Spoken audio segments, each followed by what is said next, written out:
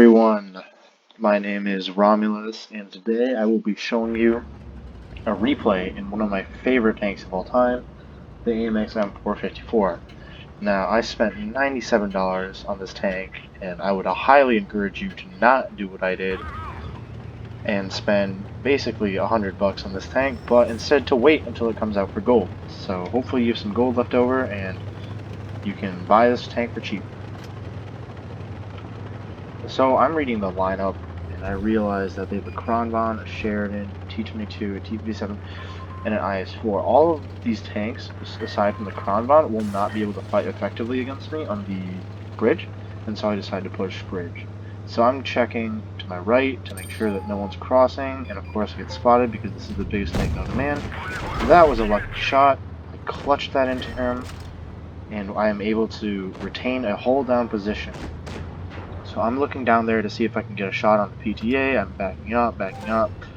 I'm really pondering whether or not I should go cliff dive, but he's on 92 hit points, so I decided to rather save my shot and instead push the T-22 uncatchable on top of the bridge, because he's going to be a nuisance if he's left alive.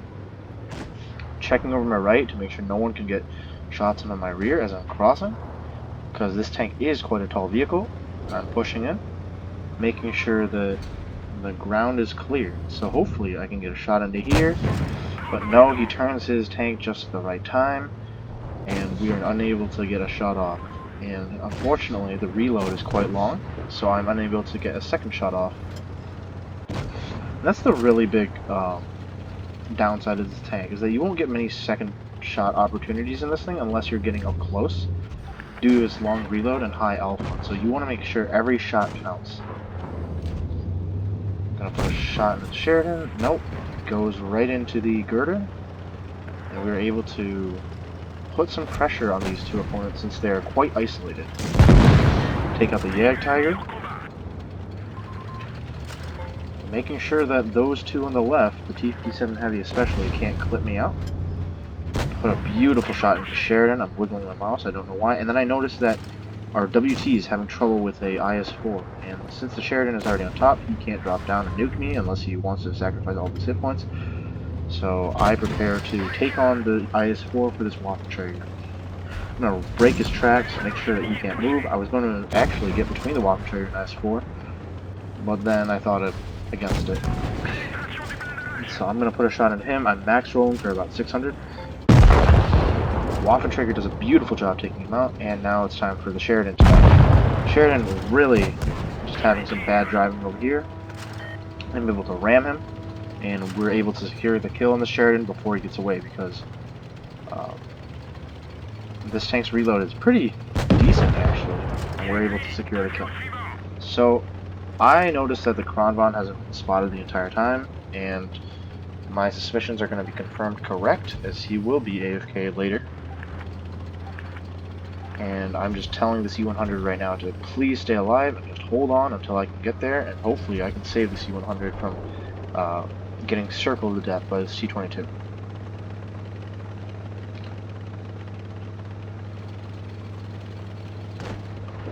I really don't want to bounce any shots in this guy, so I'm going to try to get a side shot into him, which connects, fortunately. I don't know why he shot HE, but, you know, it's understandable given that it's a turret of the T-22. Side shot. The E-100 falls, unfortunately, but I am able to pick up the kill by first ramming him, reducing his mobility, loading a premium round, making sure that it gets in. Ooh, really heartbreaker shot right there. And now I'm just trying to make sure that my frontal armor is pouring towards the T-22. I know that he has 6 degrees of gun depression, so he won't be able to get through the upper frontal plate of this thing anytime soon. The Kronvon has suddenly awoken, and that is a new set of challenge for me, as I really don't want to deal with him if he's hauled down. So I prepare to get back, hopefully snapping a shot. Then I realize, well, if it's going to be based on cap, I might as well get C and delay it before getting to B and then to A. That way I'll have some point differential between us before it gets quite uncomfortable. So I'm going to delay the cap just a bit,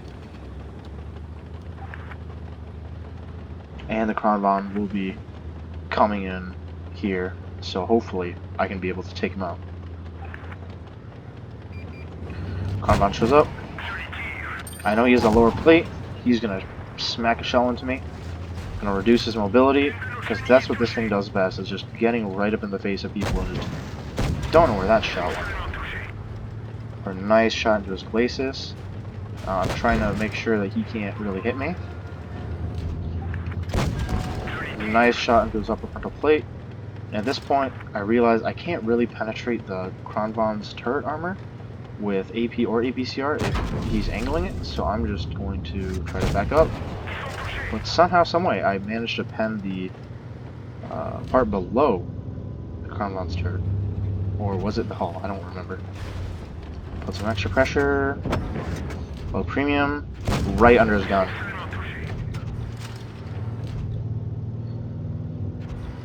Trying to block him from shooting the cupolas because they are quite vulnerable.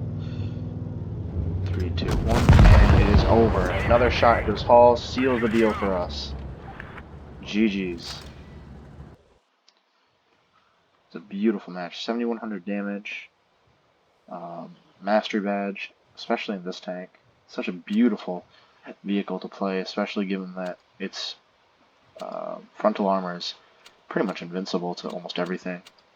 And that if you are using its gun depression, it is quite a tough vehicle to crack. My name is Romulus, and I'll catch you next time.